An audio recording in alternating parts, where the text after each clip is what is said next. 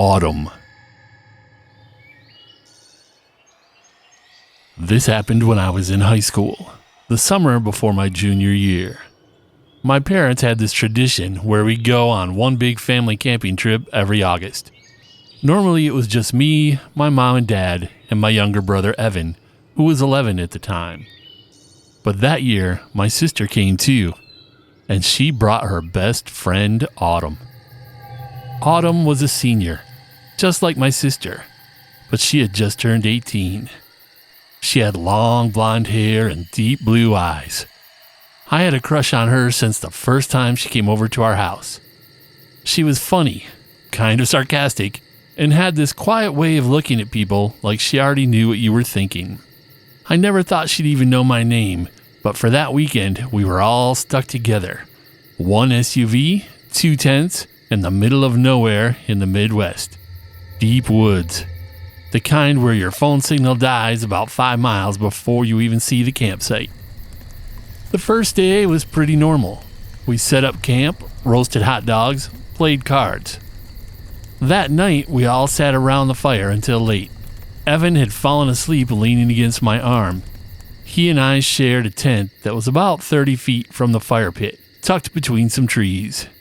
I guided him back and dumped him into his sleeping bag. He was out cold in 5 minutes. I wasn't tired though, so I just lay there staring at the roof of the tent. At some point, I heard the firewood shift, that crackling pop when one log settles onto another. I unzipped the flap just a little to peek out. That's when I saw her, Autumn. She was sitting cross-legged by the fire. Her blonde hair was shining in the firelight. Everyone else had gone to bed.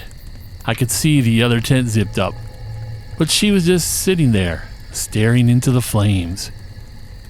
I almost stepped out to talk to her, but something held me back. It was like, I don't know, something about the way she was sitting didn't look right.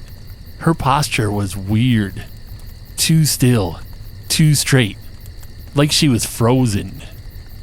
I watched her for a minute, then 2. She didn't move, didn't look around, didn't blink, just sat there, staring into the fire like she was hypnotized by it. Eventually, I heard a twig snap somewhere off in the woods. It was probably just an animal, but I ducked back into the tent anyway. When I looked out again, she was gone. The next morning at breakfast, I asked her how late she'd stayed up. She gave me this confused look and said she went to bed right after I did. I didn't push it, just figured maybe I'd imagined it. But the next night, the same thing happened. Sometime after midnight, I woke up to the sound of the fire again. It was still going, which was weird because we usually let it burn out. I crept to the tent flap and peeked out. And there she was, sitting in the exact same spot. Only this time, she was rocking slightly, just forward and back. Not fast, just enough to notice. And she was whispering something, or maybe chanting. My view of the campfire from our tent only let me see Autumn from behind, but I could tell she was making sound. It was almost too quiet to hear, but I definitely heard something. I watched her for at least 10 minutes. She never looked up, never stopped. Once again, the second I looked away, she was gone. I didn't sleep at all that night. The next day, she acted completely normal, laughing, helping with lunch, teasing my brother. I even asked her if she remembered sitting by the fire, and she gave me this blank stare like I was crazy. By the 3rd night, I was too anxious to sleep. I lay awake until the fire was just glowing embers. Sure enough, sometime after 1 a.m, I heard movement again. I crawled out of the tent this time, slowly, quietly. I didn't want to scare her. I thought maybe she was sleepwalking, but as I got closer, I realized she was chanting again, louder this time. Still sitting perfectly straight, still rocking. I stood behind her, maybe 10 feet away, watching. My heart was pounding. Then I heard her say a word I recognized. Midnight. She said it once, then again, then again. Each time louder, each time more urgent. I couldn't take it anymore. I stepped forward and grabbed her shoulder. Autumn! She didn't react, so I spun her around. Her face! God, her eyes were black, not just the pupils, the whole eye. Black and glossy like tar. And there was something leaking from the corners of her mouth, thick and dark. It looked like oil. Her lips were moving, but the sound coming out didn't even sound human. It was this low, broken hum that vibrated in my chest like a warning. I backed away so fast I nearly tripped over the fire pit. But the moment I took my eyes off her for a second, she was gone. No sound, no footsteps, just gone. The next morning, she acted like nothing had happened. She seemed a bit tired and distant, but that was it. I didn't say a word about our encounter, and neither did she. We went home that afternoon, and I never saw her again. She went away to college that fall, to a state university about 2 hours away. And then, a few months later, my sister got a phone call. Autumn was missing. She'd gone on a weekend camping trip with some friends. They woke up to find her tent empty. No note, no phone, no signs of struggle. The state police searched the entire woods. They never found her. And here's the part that still gets to me. My sister told me where they went camping. It was the same woods from our trip, same hillside, same camping spot. I've never gone back there again, and I never will. The Silver Bullet.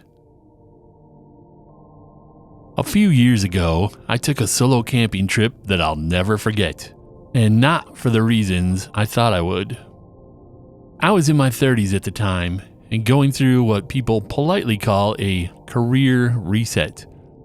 The truth is, I'd made a lot of money in finance, but not all of it was clean. Nothing you'd see in a courtroom, just the kind of aggressive gray area stuff that makes your stomach hurt if you think too hard about it. I needed to clear my head, so I bought something I'd wanted since I was a kid. A vintage Airstream, the silver bullet kind. Sleek, metallic, rounded at both ends like a capsule from the future. My grandfather had one when I was growing up. He used to take us out to national parks in it. Yellowstone, Glacier, places like that. He'd park it near the trees and make pancakes on a cast iron griddle and tell stories about mountain lions and ghosts around the campfire. I'd never felt safer anywhere than I did sleeping inside that trailer. So when I found one for sale online, I bought it on the spot. My plan was to drive out into the mountains. No campground, no RV hookups, just a remote patch of high-altitude woods, and park the Silver Bullet in a clearing for about a week. No reception, no emails, just fresh air and silence. The first night was perfect. I'd backed the trailer into a clearing with a decent view of the valley. I made a small fire, cooked dinner, and slept like a rock. Until around 3 a.m. That's when I heard it. A faint scratching sound coming from outside the trailer, like someone lightly dragging their fingers across a metal shell. I sat up, my heart pounding, and held my breath. The sound stopped. I stayed frozen for a while listening, but there was nothing else. No footsteps, no wind, just the faint hum of the forest and the occasional creak of the trailer cooling off from the fire. The next morning, I walked a full circle around the Airstream. No footprints, no animal tracks, no scratches, just silence. The second night, the scratching came back, a little louder this time, still faint but more insistent. It started near the front of the trailer and worked its way around the back, like something was circling me slowly. I didn't sleep much after that. By the fourth night, the sound wasn't faint anymore. It was full-on clawing. Deep metallic scrapes that echoed through the trailer walls. I kept telling myself it had to be an animal, maybe a bear. But the sound was too clean, too sharp, like claws on sheet metal. And it always came at the same time, right around 3 a.m. Never earlier, never later. And every morning, I'd step outside to find nothing. No damage, no fur, no broken branches, just the empty woods and that damn silence. The final night. I don't even like thinking about it. I'd barely managed to fall asleep when the sound started again, but this time it was violent. A sudden screeching claw crossed the back of the trailer that made me jump out of bed. The whole Airstream shuddered. Dishes fell off the shelf. My lantern tipped over. Then came the second claw, then the third, and more, over and over, faster and louder, pounding and raking the outside of the trailer. It felt like something massive was trying to tear the trailer open. And then the whole thing started to shake. Not rock, shake. Like an earthquake localized to a 20-foot stretch of aluminum. I hit the floor and curled up under the small table, hands over my head. I was completely alone on a mountain in a trailer that suddenly felt like a tin can in a hurricane.